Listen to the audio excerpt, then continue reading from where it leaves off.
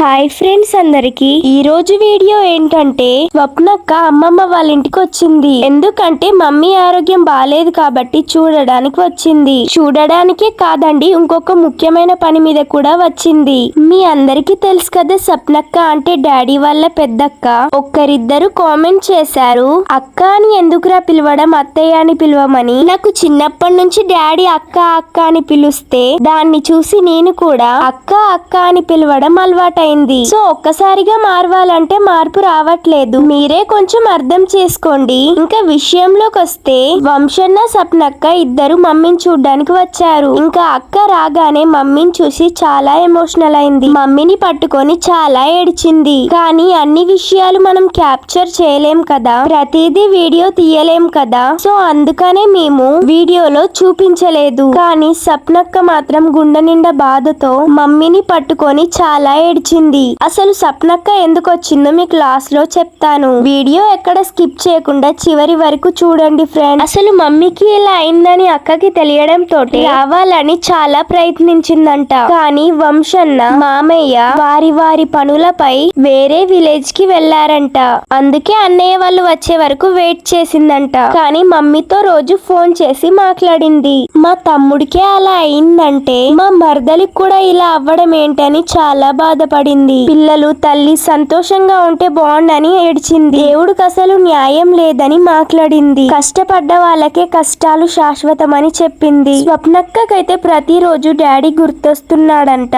ఎందుకంటే డాడీ తన ఎక్కువ జీవిత కాలం ఆందలపల్లిలోనే గడిపాడు. మమ్మీ వాళ్ళ పెళ్ళైన తర్వాత కూడా మమ్మీ డాడీ ఆందలపల్లిలోనే ఉన్నారంట. Mummy Andalapalli to Karimnagar up and down చేసేదంట. ఇంకా డాడీ కూడా చిన్నప్పటి నుంచి ఆందలపల్లిలోనే గడిపాడంట. ఎందుకంటే డాడీకి అమ్మా నాన్న లేరు కాబట్టి స్వప్నక్క దగ్గరనే పెరిగాడంట.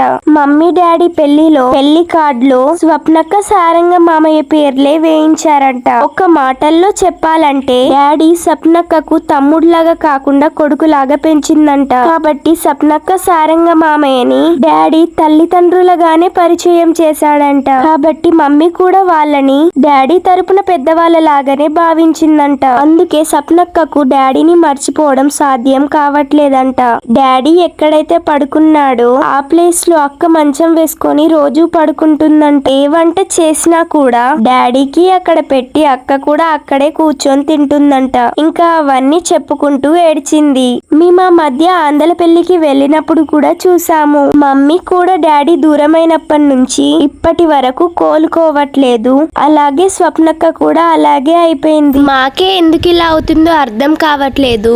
డాడీ ఉన్నప్పుడు మమ్మీకి ఒక్కసారి జ్వరం కూడా రాలేదు, ఇంజెక్షన్ కూడా ఏంటో కూడా తెలీదు. అలాంటిది ఇప్పుడు ఇలాంటి స్టేజ్ కి వచ్చిందంటే నమ్మబుద్ధి కావట్లేదు. మా ఫ్యామిలీ మొత్తం కూడా మమ్మీ గురించి భయపడుతున్నారు. మమ్మీ ఇలాంటి స్టేజ్ కి వస్తుందని ఎవరు అనుకోలేదు. మా ఫ్యామిలీయే కాదండి, ఊరు వాళ్ళు కూడా బాధపడుతున్నారు. మమ్మీకి ఆరోగ్యం బాలేక దగ్గర సంవత్సరం దగ్గరికి వస్తుంది. ఇంతకీ స్వప్నక్క ఎందుకు వచ్చిందంటే మమ్మీకి ఆరోగ్యం బాలేదు కాబట్టి స్వప్నక్క దగ్గర కొన్ని రోజులు ఉంచుకొని మమ్మీ బాగయ్యే వరకు చూసుకుందామని అనుకుందంట. అందుకే స్వప్నక్క వంశన్న వచ్చారంట. స్వప్నక్క కూడా మమ్మీ విషయంలో భయపడుతుంది. ఎందుకంటే స్వప్నక్క వాళ్ళు కూడా చిన్నప్పటి నుంచి తల్లిదండ్రులు లేక చాలా కష్టపడ్డారంట. కానీ మమ్మీ స్వప్నక్కతో వెళ్ళడానికి ఒప్పుకోలేదు. ఎందుకంటే డాడీ విషయంలోనే స్వప్నక్క చాలా ఇబ్బంది పడిందని మమ్మీ అనుకుంటుంది. ఇంకా నేను ఎవరిని ఇబ్బంది పెట్టదలుచుకోలేదని చెప్పింది. ఎందుకంటే స్వప్నక్క కూడా డాడీ చనిపోయినప్పటి నుంచి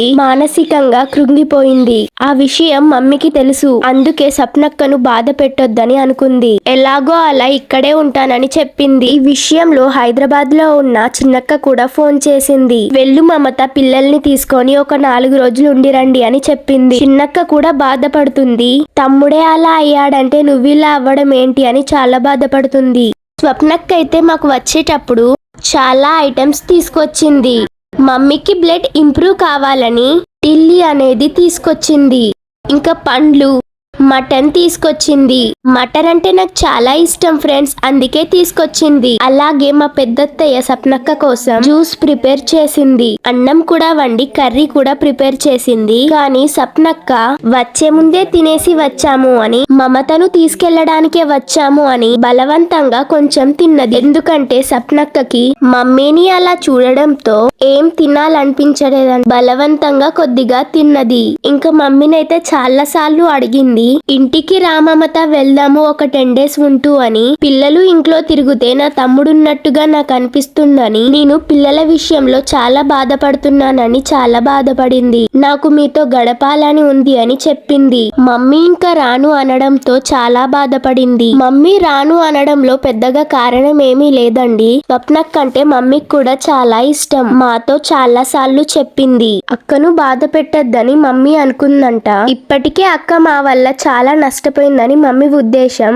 ఎందుకంటే డాడీ విషయంలో మమ్మీ జాబ్ చేస్తూ పైసల పరంగా చూసుకున్న సేవ విషయంలో సప్నక్కే మమ్మీకి ధైర్యంగా నిలిచిందంట. మమ్మీ కూడా చాలా ఇంటర్వ్యూస్ లో చెప్పింది. కానీ లాస్ట్ మూమెంట్ లో ఎవరో గిట్టని వాళ్ళు మా కుటుంబంపై చేసిన కుట్ర వల్ల మా అక్కకు మాకు క్లాషెస్ వచ్చాయి. కానీ మేమెప్పుడు సప్నక్క విషయంలో నెగిటివ్ గా లేము. ఎందుకంటే మా అక్క అంటే మాకు చాలా ఇష్టం. మా అక్కతో గడపడం అంటే కూడా మాకు చాలా ఇష్టం. సప్నక్క వాళ్ళ ఇంట్లో ఉంటే మా డాడీతో గడిపిన ఫీలింగే మాకు వస్తుంది. ఎందుకంటే అక్కడ అన్ని మెమోరీస్ ఉన్నాయి. అంత ఈజీగా మేము మర్చిపోలేము. ఈ విషయంపై చిన్నక్క కూడా మమ్మీని వెళ్ళమని ఫోర్స్ చేసింది. చాలా సేపు మాట్లాడి బాధపడింది. మమ్మీ అయితే ఆలోచిస్తా అక్క అని చెప్పింది. ఇంకా మా రఘుమామయ్య వాళ్ళు కూడా ఒక 2 days వెళ్ళిరా అక్క, నీకు అంతలా అక్కని బాధ పెట్టడం ఇష్టం లేకపోతే అన్నారు. అక్క మనక్కే కదా ఎందుకు బాధపడుతుందని అన్నారు. అంతలా అడిగినప్పుడు వెళ్ళకపోతే కరెక్ట్ కాదని చెప్పాడు. మమ్మీ ఇంకా ఆలోచిస్తానని చెప్పింది. ఈ విషయంలో మమ్మీని అమ్మమ్మ కూడా ఒక 2 days వెళ్ళిరా అని ఫోర్స్ చేసింది. మమ్మీ నార్మల్ గా వెళ్ళడానికైతే నాకు ఇబ్బంది లేదని చెప్పింది. కానీ నేను పేషెంట్ లా ఉన్నాను, నా పరిస్థితి బాలేదని అంది. ఇప్పటికే చంటి వల్ల చాలా సఫర్ అయ్యారని అంది. ఇంకా మా వంశన్న వానక్క విషయానికి వస్తే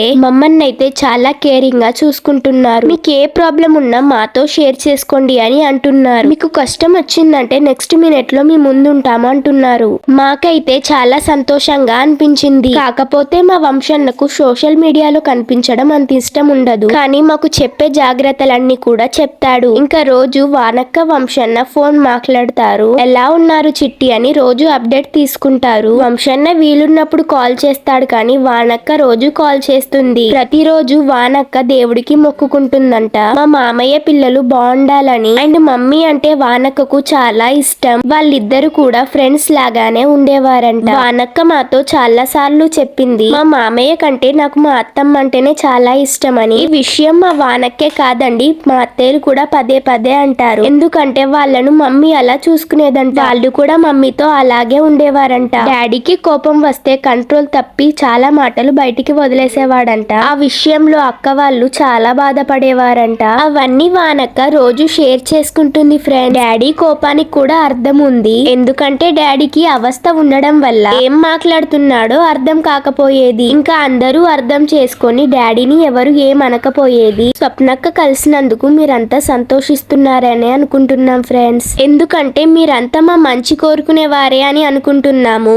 ఎంతైనా రక్త సంబంధమే కదా ఫ్రెండ్స్. అందుకే మేము అక్కతో కలవడం చాలా హ్యాపీగా ఫీల్ అవుతున్నాము. ఓకే ఫ్రెండ్స్, ఉంటా మరి. వెళ్లే ముందు చిన్న లైక్ చేసి వెళ్ళండి. అలాగే మా బంధం ఎప్పుడు ఇలానే ఉండాలని అందరూ బ్లెస్ చేయండి. మళ్ళీ ఎలాంటి ఇబ్బంది ఎదుర్కోవద్దని మీ నిండు మనసుతో మమ్మల్ని ఆశీర్వదించండి.